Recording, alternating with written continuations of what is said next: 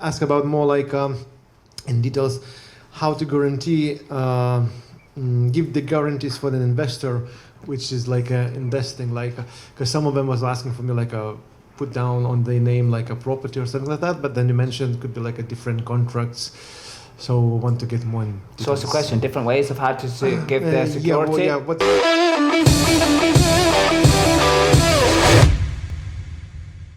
Okay, so let's do some like quick fire stuff. Coaches, crew, are you listening? So the question is, what's the different ways that you can give investors and people who are going to lend you money security?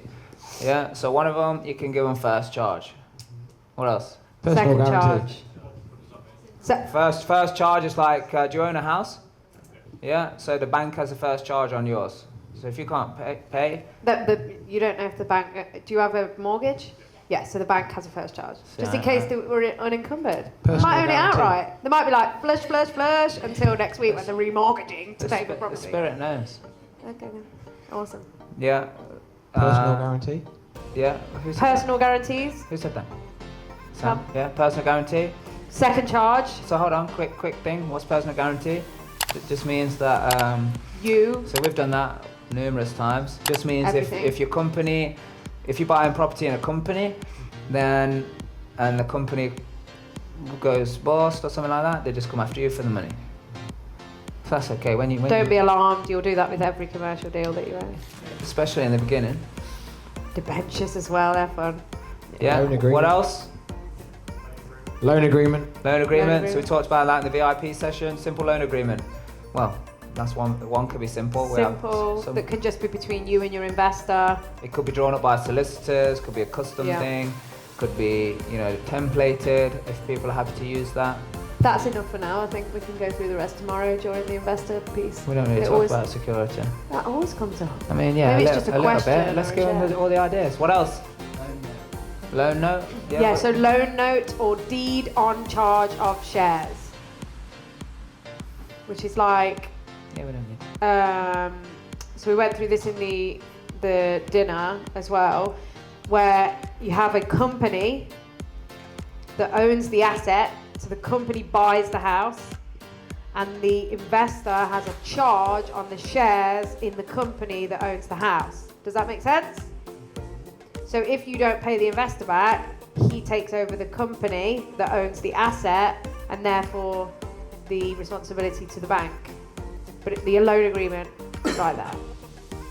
And it has to have, you have a solicitor, they have a solicitor. I'm not making it sound awful, it's actually a really good idea, but it's just a lot more work than doing a loan agreement or the other styles, because it's simply getting your bank to agree that a first charge, second charge, whatever, and a legal thing.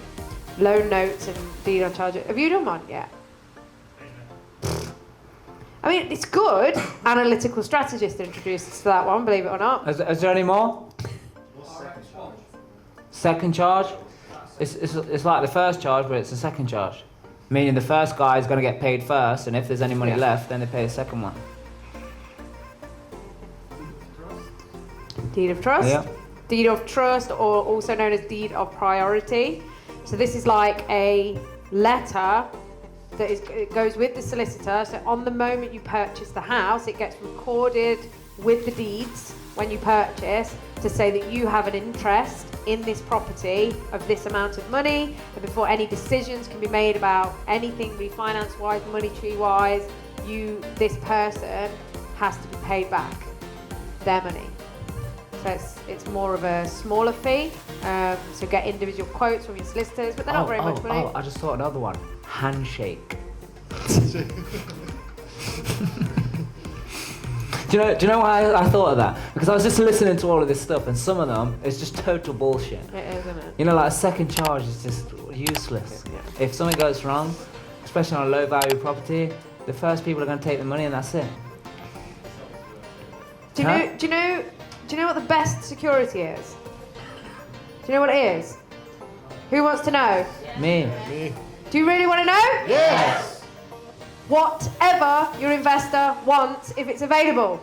Yeah. That's it. And if you want to do it. Ask them. And if you want to do it. Listen, some of them, I don't even know what they are, because I'll just give my investor what they need if it's available. I say to them, you interested in investing in this property? Awesome. Or you've got £1,000 or £1 million? Great. What security would you want? That's it. Yeah? Yes, Michael and Sean, looks like you're having a dance at the back with your arms. We're actually in this situation as we speak with an investor about investing to the deals we were looking at today. Ah, And we're on the conversation as we speak about he wants a first charge even though there's a bank involved. Yeah. So as long as you use a commercial bank that is aware of these kind of deals, they will be happy to register a second charge. Yeah, but he wants But first charge. But he can't have first charge unless he gives 100% of the funds. He's only giving 75k. Yeah, so he's only giving 75k, isn't he? So he's not. So yeah, he's giving 60k plus he's got another 85k coming in as well. Ooh, it's more interesting of an That's like investor two deals that he can fund. now. Ooh. And then he was like, so what do you do if you can't pay?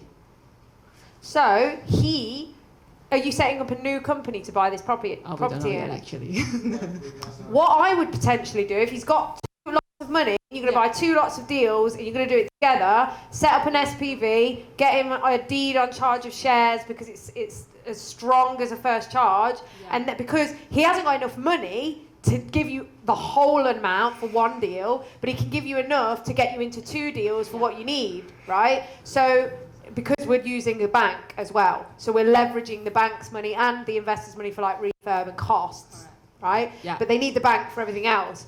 So because you're able to do it with 2, set up an SPV, Yeah. give him the deed on the shares, Yeah. the charge on the shares of the company that owns the assets, Yeah. and then that gets released when you pay him back. Or put him on as a shareholder, then you could do him as a director, but that's messy, so deed on the If shares. you're already JVing, it gets a bit messy. Would it be advisable to, if we're going to secure against the shares and the deed of the shares, a separate company to put those properties in? Because if we've already got a Yes, portfolio don't do it in a of properties- company where you already own assets unless you are very excited about spending thousands of pounds on new, unique loan agreements with your solicitors to protect all of those and put loads of ropes in place. Just make it clean.